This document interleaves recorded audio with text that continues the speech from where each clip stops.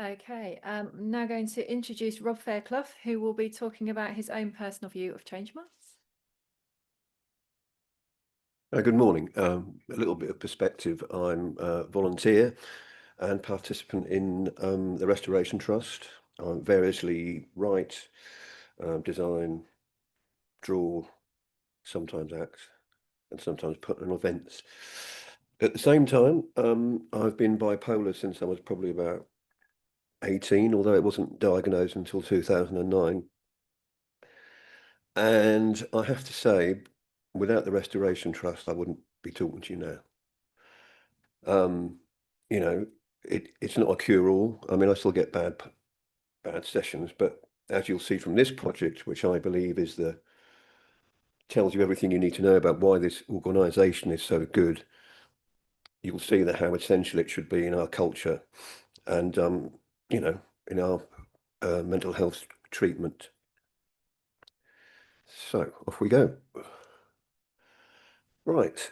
So it was a very unique project in the sense that it was a combination between the archives here, the Restoration Trust, and the Upshoot Theatre Company. The research side of the project centered on the archives of the, um, sorry, Norfolk County Asylum, which were all held here. What happened was all the participants in the group were assigned a case. Doing research for historic, because there was a play at the end of it, doing research for historical place isn't new, but what was new about this is that all the participants had, to varying degrees, mental health issues. So they could, there was certainly right away, there was an engagement with the kind of people they were writing about and the case histories they were covering. So here we are. This is at the asylum now. That's Darren France of the Upshoot Theatre Company, who was putting on the production we came up with at the end. The guy in the blue shirt is Richard Johnson, who did 2 years of research into Dr. William Hills, who was the rather innovative and forward-thinking guy who ran the asylum between 1861 and 1887. I mean, it's quite remarkable, really. I mean, I'd already known the Restoration Trust was a supportive organisation, being involved with the Borough Castle Almanac project. But this took in theatre, research, study. I mean, it was everything that you want from creativity was probably there. Um,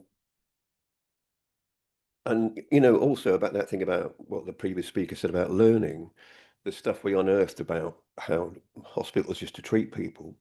For example, they would snip off the top of the ear to show that this was a, mentally ill person, or they'd make them wear special symbols, which obviously has very dodgy connotations. Um, but what was special about Dr. Hills, and this is absolutely mind-blowing and not widely known, is that he had a holistic view of treatment for mental health, which at that time, I don't think the holistic word even existed. It might have done. But I mean, incredible. It was incredible. They had, you know, their own summer fete. They had roundabouts, donkey rides, as a sports day, music evenings, and trips to the seaside. Can you imagine that on the mental health, on the national health? I can't. But so he sort of took, and there was also a farm, where the people were paid wages to work, and so they had some responsibility and stuff before they released back into the community. I mean that struck me because it went against the kind of a stereotype view of Victorian mental hospitals as being austere and cruel. I mean, that's what good research does. It opens your eyes, again, as the last speaker said. The other thing for the play, which is called Dr. Hill's Casebook at the end of it, was the contrast between what's going on in mental health now and the kind of little utopia that Dr. Hills had created. I mean, the writer Bologna Greenwood would would cut between what was going on now, people being on burnout, leaving the service, not being replaced, and to this little utopian community. Um, I mean, it's quite remarkable that things. I mean, I made the note here that it seemed to be that history was going backwards instead of rather than forwards. Um, and having sort of dealt with mental health services, I can testify to that. Um, and then, of course, lockdown came along,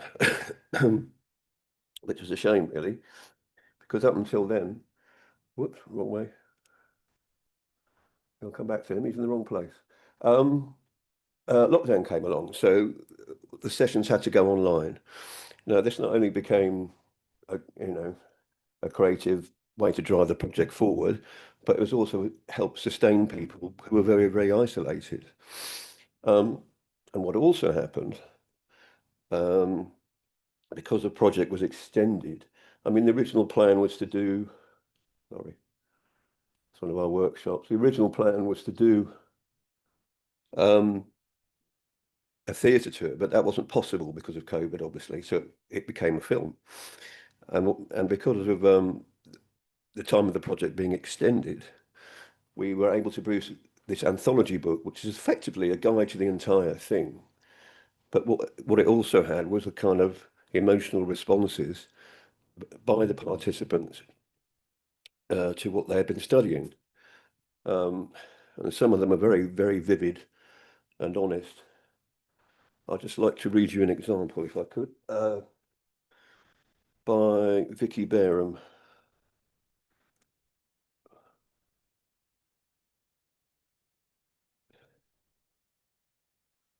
Should put a bookmark in it. Never mind. I mean, these are really quite striking.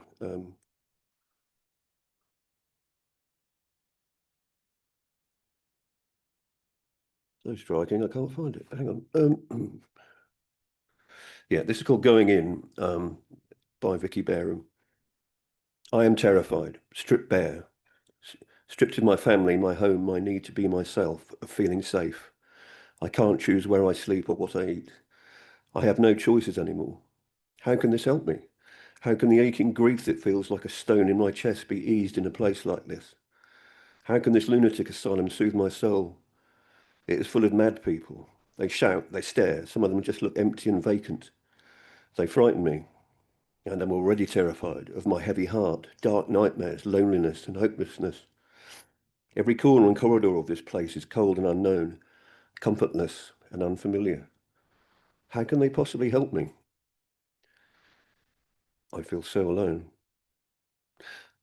That frankly, that rang so many bells with people. Um, but the thing that I got out of this most of all was, oops, this chap here. This chap is William Jabez Edwards. Um, as I said, he was a patient. He was kind of like prone to religious mania, but recovered and became a pillar of the community, and was a walking companion of Dr. Hill's. They got quite close.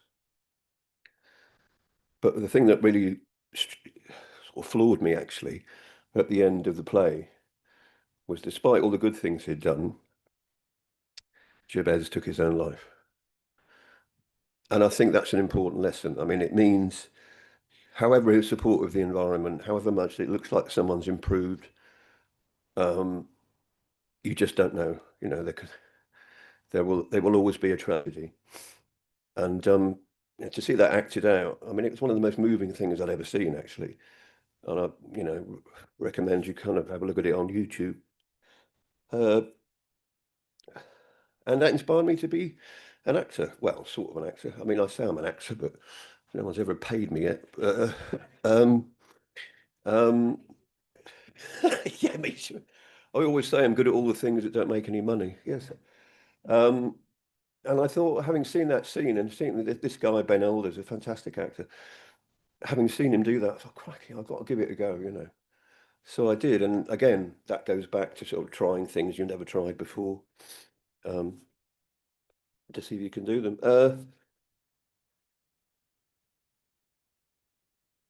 And I've made some lifelong friends through, I mean, not just this project, but the Restoration Trust. And, that's, again, that is not to be, it's one of the most important things you can do in life. Um, I don't know how long I've gone on for, but that's why the Restoration Trust is so important. You can get everything in projects like this, history, creativity, art, you know, and they're the adaptable organisation because of COVID shutting down the theatres, because there was going to be a theatre tour of this originally. We had to make a film, and that was shot in the cut in Halesworth. So, we sort of kind of rolled with the punches on that. So, and I can't think of anyone else doing projects like this. I mean, I might be wrong, but it's so valid, it's so important. It teaches you stuff you don't know. It teaches you a lot about mental health care you didn't know. And for example, outside this project, Dr. Hill's work is relatively unknown. I mean, I've never heard of the guy before this. So, you know, I think the Restoration Trust is well placed to be an essential part of our community going forward. I think that's about it.